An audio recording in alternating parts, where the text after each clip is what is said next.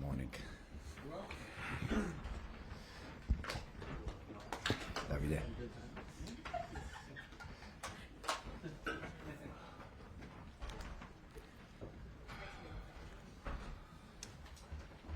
Right. Good morning. We will follow the usual format today with two sections, a live section and an embargoed section for 10:30 this evening. We will begin with James Fundra and Sky Sports News. Good morning, Enzo. Morning. How are you looking from an injury perspective? Is Christopher Nkunku back and available to play? No, Cristo is still out. Reece James, is he okay? We didn't see him at training on Tuesday. Yeah, he's okay. He was ill, so he was out for Tuesday session. Yesterday, he had the session with us. Limited options from an attacking perspective this weekend. Jadon Sancho unable to play. Clearly, Nicholas Jackson won't be there either. Have you felt the need to have serious conversations with him this week after what happened on Sunday? With Nico? No, yeah, I think Nico is intelligent enough to recognize that has been an error, has been a mistake, and it's all about this. 2 wins to secure Champions League football next season. I assume at the start of this season you'd have taken that equation going into the final 2 matches. Yeah, absolutely. Yeah, I think at the beginning of the season we were, as you said, if someone said us that we need to win the last 2 games to reach Champions League spot, probably we were happy. I think overall during the season we had moments, for instance, the first 5-6 months where we were second, third, so even better. And now we are there, and we're gonna try to finish well. And considering you were second and third as late on as December, would there be disappointment if you weren't able to finish in the top 5?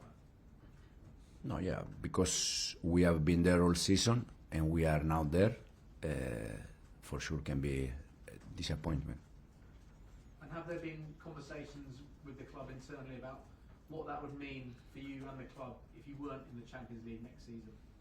We didn't speak about that, to be honest. We didn't have a conversation about if we are Champions League or if we are not Champions League. Thanks, Enzo.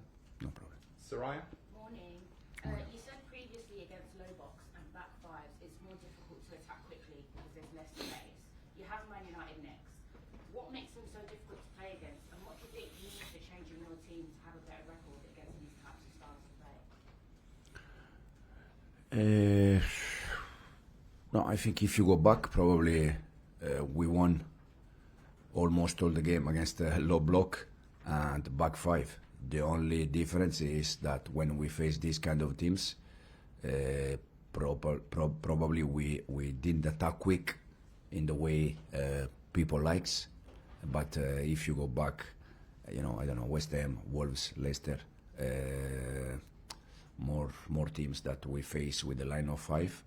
I think our results, they have been good. It's just a matter to play, to learn, to play different game. You said you don't like your players to say, I'm just a defender, I'm just a midfielder. They need to be an overall football player and be adaptable. I want to speak about Enzo Fernandez. Over his entire time at Chelsea stats-wise, in this season he's receiving the ball less overall, but in more key areas, the final third. You've been full of praise for him, but how have you actually worked on that? Is it more off the pitch work or is it on the pitch work? It's both. It's both. At the beginning, because he was playing in one way all his life, previously with the Benfica in Argentina, with us, it's more understanding where he has to stay and where he has to arrive when we are attacking. And I think he scores goals, but he also, in terms of assist, he has important numbers. And I don't have any doubt that starting next season, from the first game, he can improve his numbers even more. You just mentioned it there in response to Nico's red card, but when we spoke earlier in the season, you said you don't feel the need to talk about discipline of the players, what's expected of them. Last season you weren't here, but Chelsea had the most yellow cards and cards overall. This season it's the same situation. No other top 5 club is even in the top 10 of that. Is it not a concern for you at all, and it's just something that will improve as you're with the squad longer, or do you feel like at some point you're going to have I think I don't know if I think against Newcastle was our first red card of the season. You had a lot of yellows. Yeah, but I don't know, to be honest. Yeah, I don't know. It's probably also the way we try to be, I don't know, intense, aggressive. I don't know, to be honest.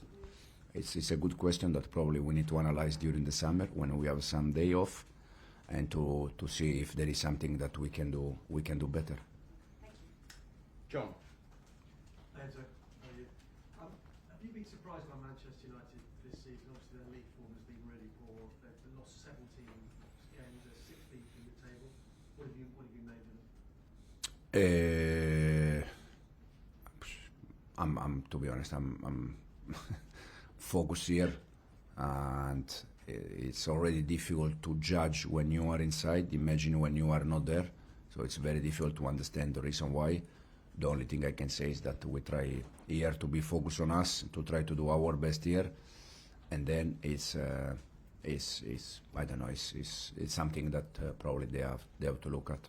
But is it a good time to play them now? Because clearly their full focus is not on this game, it's on Europa League on Wednesday. In my personal opinion, it's not about if it's a good time to face them or not. It's just about us.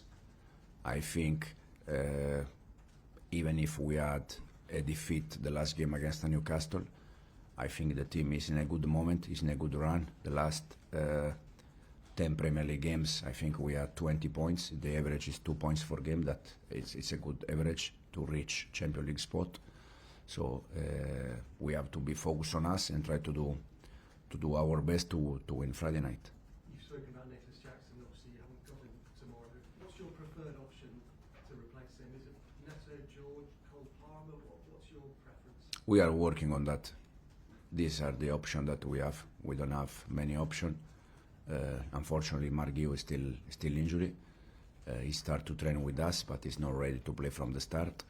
And we are working in different options for Friday night. So the whole league season's come to these last two league games. Do you enjoy that? Do you enjoy the pressure of that? Yeah, absolutely. I enjoy since day one, knowing that there have been some moments that we were more happy, less happy, but it's my job. It's our job. Ian. Hi Enzo, how are you? Right. Good. Excellent. Looking at your season, going up towards Christmas when we were all saying you were challenging for the title, you said you insisted that Chelsea weren't, and you proved right on that. You were also then asked about finishing in the Champions League. You said that wasn't what was set out for you at the beginning of the season. What's changed in the last 6 months? So since day one, I said that the target that the club gives to me was in 2 years we want to play Champions League. Okay? Since day one.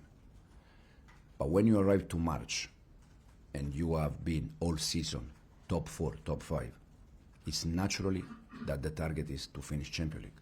So the reason why it changed from beginning is because we arrived to March international break. I still remember that we were there all season. So it's normal that then the target became to finish top 4, top 5. So what changed is that because we have been there all season, the target automatically became finish top 4, top 5. So I don't want to put words in your mouth, but basically you've overachieved this season, right? I said many times already that I think we had a good season that can become a very good season if we are able to finish top 5 and also if we are able to win the Conference League. For that to happen, both things have to happen. Yeah, you want to finish top 5 and win a trophy as well, because trophies is what Chelsea's been built on in the last 20 years. Yeah, but not in the last 2 years. It's different. In the last 2 years, 12 and 6. This is not a title. So it's not about 10 years ago, 15 years ago. Just one more small one. We've seen this week an injury to Tayo Romney at Nottingham Forest because of the fact that now I don't put the flags up quickly and they wait till the end of the moment of play. Do you think because of what we've seen this week there should be a rule change in football and we should go back to if a linesman is confident about an offside, waving the flag quickly because obviously players could get hurt? Sometimes from outside it looks quite clear that, for instance, sometimes you can see that it's clear offside, but they wait and then they raise the flag. But it's not the first time, unfortunately, for the player. Has been a bad moment, and hopefully all the best to him. And that this is the most important thing. He's healthy. Davido? Ciao, Enzo.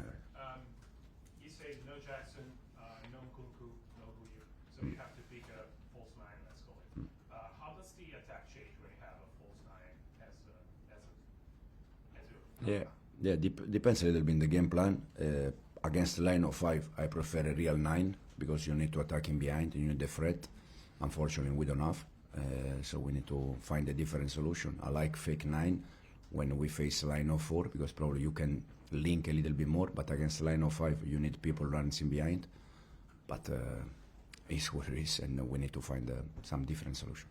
I'm pretty sure there's a pressure on you to finish top 5, and I'm pretty sure there's a pressure on players to achieve that goal. It's How yes, do you sir. handle that? Yeah, no, it's for all of us. I think it's for the club because we said since day one that we have the duty to bring this club where this club has to be.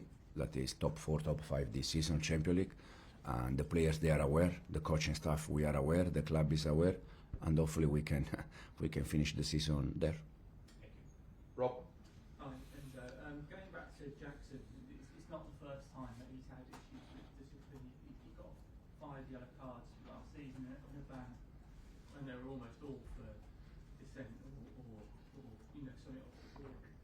Are you confident that he's still young enough that that's something that can be fixed in his temperament, or is it something that could, affect, kind of put a ceiling on how good he can be?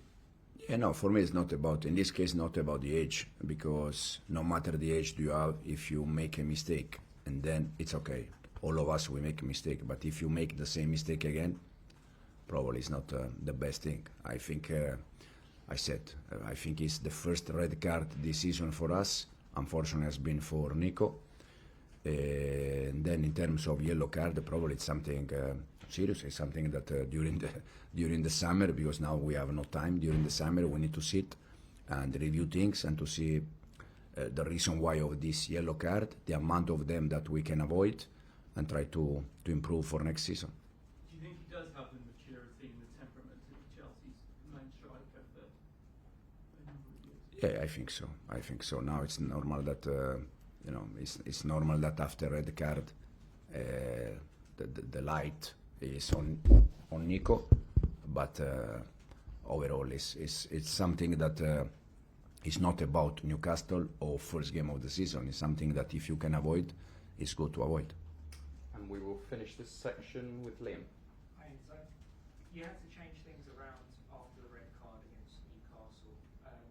Obviously, you hoped playing with 11 in the last 2 games rather than 10. But were there things from that second half, the way you were tactically, the way things you were able to do before that you can take into those games? Yeah, I think second half against Newcastle, we were even more brave. We were playing 3 defender, 3 midfielder, 3 striker. So, so the team was quite brave. But I think the team has been always brave. Sometimes because of the other team, sometimes you can do that, sometimes not. But overall, I think the team has been brave since we start. I think the spirit that we show second half, the togetherness, the effort of the players has been fantastic, and it's something that for sure 100% we need in the next 2 games. Okay, thank you. Cameras off, please.